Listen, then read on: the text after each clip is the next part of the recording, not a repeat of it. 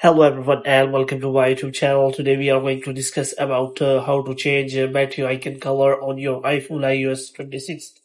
For example, if you want to change the battery icon color so that you can make it more visible, or if you want to change the color which is showing in the battery percentage. So how you can do that? For this, what you have to do, you have to simply watch this video completely. So without wasting any time, let's start the video.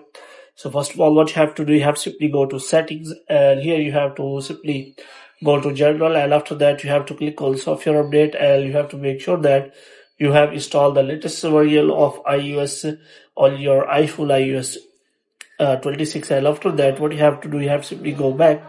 Now what you have to do, you have to simply look for the battery settings here. So here you can simply click on that, and if you click on the battery settings, then you will not find any option related to battery icon color. So if you click on battery health and charging, so you can only find the battery health and also optimize battery charging option. But if you want to change the color, then there is the only option that you can simply turn on the low power mode.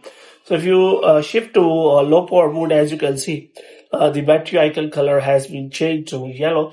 So in this way you can simply change the color. But if you want to get more color, which means you want to use different colors of your battery icon, then if you want to look for the option, then there is no option available.